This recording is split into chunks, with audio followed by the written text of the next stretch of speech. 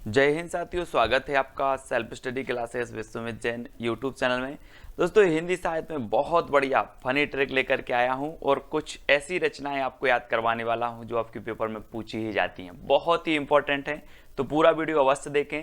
और इसके पहले बहुत सारे funny video, tricky video upload हो चुके हैं, उनको आपको ज़रूर देखना है। दोस्तों, जो भी हमारे नए साथी हैं वो चैनल को सब्सक्राइब कर लेना, वीडियो को लाइक और शेयर करना है। सिर्फ आपको पूरा वीडियो देखना है, कुछ भी याद नहीं करना। जितना भी मैं पढ़ाऊंगा पूरा आपको याद हो जाएगा। ठीक है, तो स्टार्ट करते हैं दोस्तों आज का ये वीडियो। आज के वीडियो में सबसे पहले हम आपसे टेस्ट लेंगे और उसके बाद आपको ट्रिक से याद भी करवाएंगे। ठीक है, तो डबल डबल चीज़ें आपको हो रही हैं, टेस्ट भी हो रहा है, ट्रिक भी मिल रही है दोस्तों, और स्पेशल वीडियो होने वाला है, स्पेशल सेशन होने वाला है। चलिए, फर्स्ट प्रश्न अपना हिंदी की प्रथम आत्मकथा है।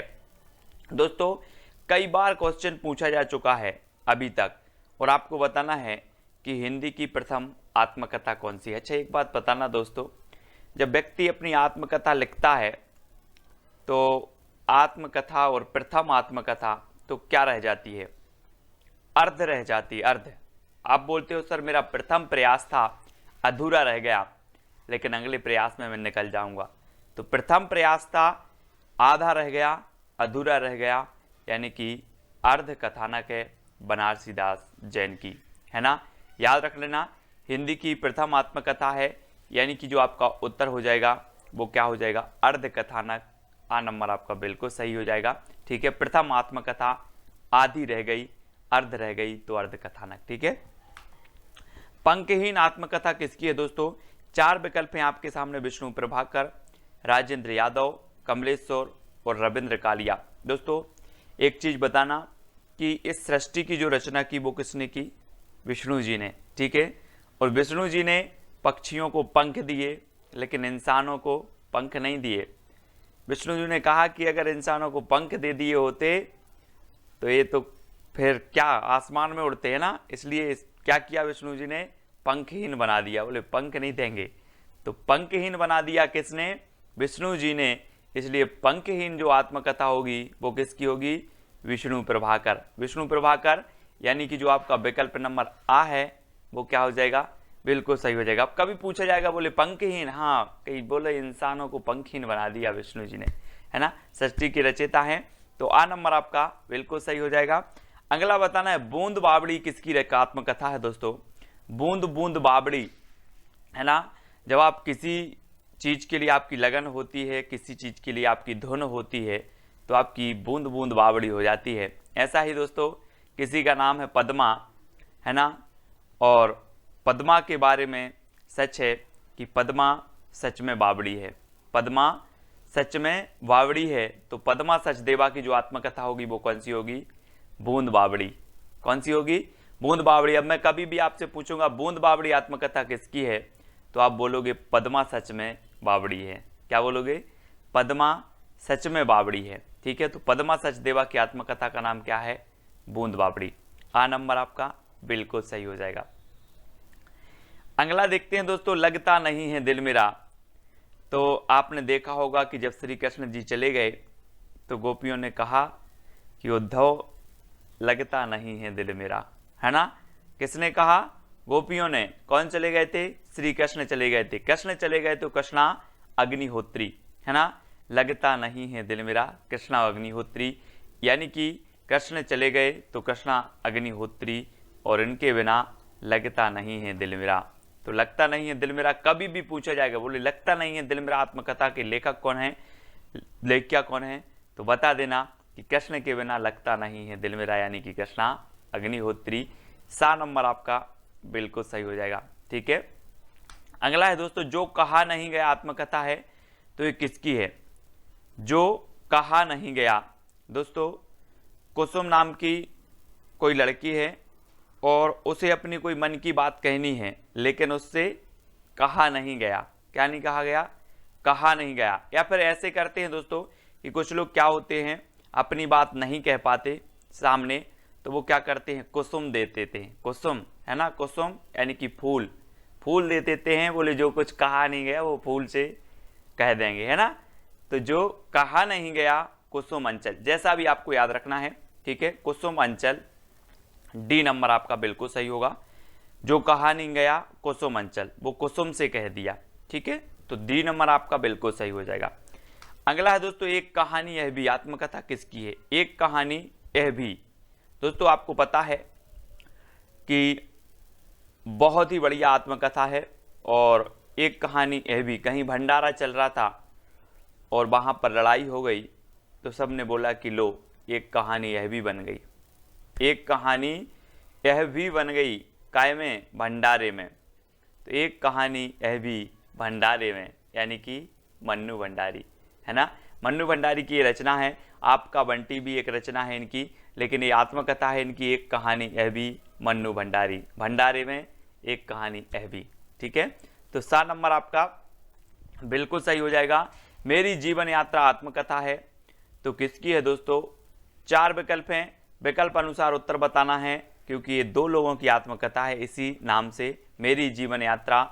एक राहुल सांकृत्यायन जी की है ना, और दूसरी है जानकी देवी बजाज। लेकिन मेरी जीवन यात्रा कौन सी गाड़ी से करना है हमें? बजाज गाड़ी से करना है, बजाज, है ना। ये बजाज की गाड़ी दिख रही है यहाँ पर, बजाज गाड़ी से मेरी जीवन यात्रा शुरू करनी है, बजाज से करनी है, तो जानकी देवी बजाज और मेरी जीवन यात्रा, यानी कि आपका उत्तर क्या होगा? विकल्प नंबर बी। ठीक है, बी नंबर आपका बिल्कुल सही हो जाएगा। अब कभी भी आएगा जानकी देवी बजाज की जो आत्मकथा का नाम है वो क्या है, तो आप बोलोगे कि मैंने बजाज गाड़ी से मेरी जीवन यात्रा प्रारंभ की थी, बजाज से। ठीक है, ऐसे भी याद रखेंगे। दोस्तों तिरस्कृत आत्मकथा किसकी है? तिरस्कृत अपन बोलते हैं, क्या बोलते हैं कभी कभी जब अपन बहुत सारा काम कर लेते हैं यार, अपन बोलते हैं मैं तो त्रस्त हो गया इस काम से, ऐसे बोलते ना। ऐसे ही सूरज आपको रोज प्रकाश दे रहा है, रोज आपको धूप दे रहा है, सूरज भी कभी बोल देगा यार मैं तो त्रस्त हो गया हूँ, धूप दे करके, प्रकाश दे करके क्या हो गया हूँ? त्रस्त हो गया हूँ। कौन बोल रहा है? सूरज बोल रहा है। तो सूरजपाल चौहान, तिरस्कृत ये जो आत्मकथा है वो किसकी होगी? सूरजपाल चौहान की, क्योंकि जो सूरज है वो क्या हो गया है? त्रस्त हो गया है ना, त्रस्त हो गया है। तो इस प्रकार से तिरस्कृत आत्मकथा सूरजपाल चौहान की होगी। आ नंबर आपका बिल्कुल सही होगा। लौटाओ धार संस्मरण है, तो किसका है? लौटाओ धार। दोस्तों आपको पता है, यहाँ चित्र में देखो ये किसकी धार है? दूध की धार है। अब दूध की धार एक बार निकल जाए तो लौट के आएगी क्या? बोले लौटाओ धार, काई की? दूध की। तो दूधनाथ सिंह, है ना। आ नंबर आपका बिल्कुल सही हो जाएगा, दूधनाथ सिंह। लौटाओ धार दूधनाथ सिंह की रचना है, बहुत ही बढ़िया है ना, संस्मरण है, याद रखेंगे। अगला है दोस्तों, याद हो कि ना याद हो संस्मरण किसका है? आपने वो फिल्म देखी होगी घातक, सनी देओल की। उसमें बोलता है कि आपको सुनकर बहुत खुशी होगी कि आज से आप मेरी गिरफ्त में काम करोगे। लेकिन याद रखना यहाँ पर हमें क्या है? याद, काशीनाथ, याद हो कि ना याद हो, आज से तुम मेरी गिरफ्त में काम करोगे। याद हो कि ना याद हो, किससे बोले हैं? काशीनाथ, काशीनाथ। इसमें सनी देओल का नाम क्या रहता है? काशीनाथ। और काशीनाथ याद रखना है, याद हो कि ना याद हो, आज से तुम मेरी गिरफ्त में काम करोगे, है ना। तो आपको याद रख लेना, याद हो कि ना याद हो, इसके जो लेखक हैं वो कौन है? काशीनाथ से हैं, यानी कि आपका जो विकल्प नंबर डी है वो बिल्कुल सही हो जाएगा। अगला है दोस्तों, अतीत के गर्त से संस्मरण है, तो किसका है? अब एक चीज बताना दोस्तों कि आप अतीत के गर्त में चले गए हो और अतीत के गर्त से आपको कौन निकालेगा? मैं निकालूंगा क्या? विकल्प देख लो। अतीत के गर्त से आपको जो निकालने वाली हैं वो है भगवती। आप भगवती के चरण में जाओ, भगवती आपको अतीत के गर्त से निकालेंगी, है ना। तो अतीत के गर्त से ये संस्मरण किसका होगा? तो भगवती चरण वर्मा। ठीक है, अतीत के गर्त से कौन निकालेगा? बोले सर भगवती। तो अतीत के गर्त से संस्मरण किसका होगा? भगवती चरण वर्मा का। ठीक है, बी नंबर आपका बिल्कुल सही होगा। पैरों में पंख बांधकर किसका यात्रा वृत्तांत है? तो 4 विकल्प हैं, 2 सेकंड आपको दिए जाते हैं दोस्तों, है ना। पैरों में पंख बांधकर उड़ना है और कहाँ पहुंचना है? वृक्ष के ऊपर। कहाँ पहुंचना है? वृक्ष के ऊपर। पैरों में पंख बांधकर वृक्ष के ऊपर। ठीक है, यानी कि राम वृक्ष वैनीपुरी। ठीक है, पैरों में पंख बांधकर वृक्ष के ऊपर बैठना है, तो राम वृक्ष वैनीपुरी, बी नंबर आपका बिल्कुल सही हो जाएगा। सृजन के सेतु किसका संस्मरण है? सृजन के सेतु बताना है हमें दोस्तों। और आपको पता होगा दोस्तों कि इस सृष्टि का सृजन किया विष्णु जी ने, तो सृजन के सेतु भी कौन होंगे? कौन होंगे? विष्णु प्रभाकर, है ना। याद रख लेना, विष्णु प्रभाकर और पंखहीन इनकी आत्मकथा है। सृजन के सेतु इनका संस्मरण है विष्णु प्रभाकर जी का, ठीक है। तो सृजन के सेतु कौन है? विष्णु, यानी कि विष्णु प्रभाकर, ठीक है।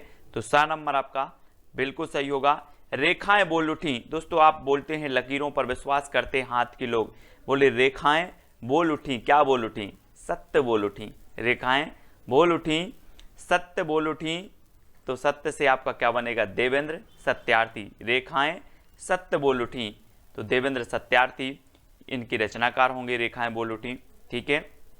आ नंबर आपका बिल्कुल सही हो जाएगा, है ना। रेखाएं सत्य बोल उठी, तो देवेंद्र सत्यार्थी।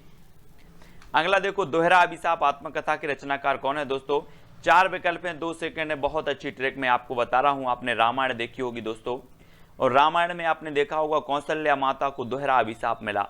एक तो राम का वनवास, दूसरा दशरथ जी का निधन। दोहरा अभिशाप उनको मिला, किसे मिला? कौशल्या जी को। तो दोहरा अभिशाप किसे मिला? आपसे पूछूंगा कि दोहरा अभिशाप ये आत्मकथा किसकी है, तो आप बोलोगे सर रामायण में दोहरा अभिशाप मिला था कौशल्या जी को, तो कौशल्या वैसंतरी, है ना। दोहरा अभिशाप आत्मकथा है कौशल्या वैसंतरी साहब की। ये तो सिर्फ माध्यम है दोस्तों कि जो हमें ज्ञात चीज है हम उससे इस अज्ञात चीज को याद कर रहे हैं, ठीक है। हमें ज्ञात था रामायण में कौशल्या जी, है ना, इस प्रकार से हमने उनको रिलेट करके ये चीज याद कर ली, ठीक है। तो दोहरा अभिशाप आत्मकथा किसकी है?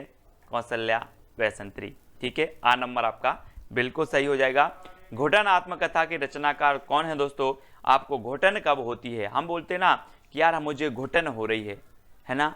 कोई कोई जब रहते हैं, बहुत सारे लोग ऐसे रहते हैं जिनको राम और शंकर उनके इष्ट देवता होते हैं, और राम और शंकर के जब तक वो दर्शन ना करें तब तक उन्हें क्या होती है? घुटन होती है ना। हम और आप सभी लोग ऐसे ही हैं, और जब राम और शंकर के दर्शन ना हो तो क्या होने लगती है? घुटन होने लगती है। तो घुटन आत्मकथा किसकी होगी? रमाशंकर आर्य की। रमाशंकर आर्य, यानी कि आपका विकल्प नंबर बी जो है वो बिल्कुल सही हो जाएगा, ठीक है। घुटन आत्मकथा। अन्या से अनन्या की रचनाकार कौन है? दोस्तों 4 विकल्प हैं दोस्तों। अन्या लिखा है यहां पर, तो समझ लो कि अन्न, आप बोलते ना कि अन्न हमें प्राप्त होता है कहां से? खेतों से। कहां से प्राप्त होता है अन्न? खेतों से प्राप्त होता है ना। एक वो लोकगीत है, आपने सुना होगा, अन्न देव महाराज तुमसे लगो संसार। आपने लोकगीत सुना होगा, बुंदेलखंडी भाषा में है ना। तो अन्न कहाँ पैदा होता है? खेतों में। तो अन्या से अनन्या की रचनाकार कौन है? प्रभा खेतान, है ना। प्रभा खेतान याद रख लेना, ये है। और दोस्तों इनकी एक रचना है पीली आंधी। मैंने आपको बताया था कि पीली आंधी कहाँ आती है? जब सरसों फूलता है खेतों में तो ऐसा लगता है कि पीली आंधी आ गई हो, तो पीली आंधी भी है दोस्तों प्रभा खेतान की रचना। लेकिन अन्या से अनन्या ये आत्मकथा है प्रभा खेतान जी की, याद रखेंगे, बहुत ही बढ़िया है। खेतों में अन्न उपजता है, अन्न निकलता है ना, इसलिए अन्या से अनन्या प्रभा खेतान। मेरे 7 जन्म, मेरे 7 जन्म। दोस्तों सभी लोग चाहते हैं कि मेरा एक जन्म ही नहीं, मेरे 7 जन्म हंस हंस के कट जाएं। कैसे कट जाएं? हंस हंस के कट जाएं। तो मेरे 7 जन्म के रचनाकार कौन होंगे? हंसराज रहवार, यानी कि आपका विकल्प नंबर जो आ है वो बिल्कुल सही हो जाएगा। हंसराज रहवार, मेरे 7 जन्म हंस हंस के कट जाएं। वो आपने गाना सुना होगा, 7वें जन्म में तेरे साथ रहूंगा यार, सुना है ना सभी लोगों ने, दिल वाले फिल्म का। तो मेरे 7 जन्म कैसे कट जाएं? हंस हंस के कट जाएं, यानी कि दोस्तों आ नंबर आपका बिल्कुल सही होगा। मैंने मांडू नहीं देखा आत्मकथा है, तो किसकी है? मैंने मांडू नहीं देखा आत्मकथा के रचनाकार कौन है? स्वदेश दीपक, रमाशंकर आर्य, कमलेश्वर, भीष्म साहनी। तो दोस्तों एक चीज बताना, मांडू कहाँ है? विदेश में कि स्वदेश में? कहाँ है मांडू? और दोस्तों मांडू है कहाँ पर? स्वदेश में। तो मैंने मांडू नहीं देखा, ये आत्मकथा किसकी होगी? किसकी होगी? स्वदेश में है, तो स्वदेश दीपक, यानी कि जो आपका आ नंबर है वो बिल्कुल सही हो जाएगा, स्वदेश दीपक, ठीक है। आ नंबर। मांडू कहाँ है? स्वदेश में, तो स्वदेश दीपक। आ नंबर है गालिब छूटी शराब के रचनाकार कौन है दोस्तों, है ना, जिसने शराब छोड़ दी हो और वो बोले कि मैं शराब छोड़ दी है तो लोग उस पर नज़र रखने लिए लगते हैं। एक बार क्या हुआ है, ऐसे ही गालिब छूटी शराब और छोड़ दी शराब, लेकिन वो शराब लेके आ रहे थे, बोले का लिया, का लिया, बोले शराब लिया, तो गालिब छूटी नहीं शराब, गालिब छूटी नहीं शराब, बोला गालिब छूटी नहीं शराब, है ना, का लिया शराब लिया। ठीक है, तो ऐसे याद रखेंगे, गालिब छूटी नहीं शराब, ये रविंद्र कालिया जी की है। आ नंबर आपका बिल्कुल सही हो जाएगा। ठीक है, इसमें से दोस्तों बहुत सारी ट्रिक हमने देखी, बहुत सारी चीजें याद करने का प्रयास किया अलग अलग प्रकार से। आपको कौन सी ट्रिक सबसे अच्छी लगी कमेंट के माध्यम से आपको बताना है। और दोस्तों एक चैलेंज प्रश्न है आपका कि अपनी खबर किसकी आत्मकथा है, ये आपको बताना है कमेंट के माध्यम से। हर वो बंदा बताएगा जिसने वीडियो देखा है। ठीक है, अपनी खबर किसकी आत्मकथा है, बहुत सारी रचनाएं आत्मकथाएं संस्मरण याद किए हमने। वीडियो कैसा लगा कमेंट के माध्यम से सभी लोग बताएंगे, वीडियो को शेयर करेंगे और साथ ही दोस्तों अपनी खबर किसकी आत्मकथा है वो आपको कमेंट में लिखना है ना। और बाकी ये 4 ऑप्शन हैं, इनकी अगर आपको आत्मकथा रचना कितना आप इनके बारे में जानते हो, 4 विकल्प में से आपको चारों विकल्प के जवाब देना है। इनके बारे में क्या क्या जानते हो, कोई खास रचना है, कोई अच्छी चीज है, वो आप बताएंगे। ठीक है, तो याद रख लेना, कल हमने याद किया था दोस्तों कि जो है बालकृष्ण भट्ट की जो एक इन्होंने संपादन किया था पत्र का हिंदी प्रदीप, उसको हमने याद कर दिया था कि प्रदीप के बाल भट्टा से भरत गए। क्या किया था, प्रदीप के बाल भट्टा से भरत गए, तो हिंदी प्रदीप से हिंदी प्रदीप और बाल से बालकृष्ण भट्ट, है ना, ऐसे याद कर लिया था दोस्तों।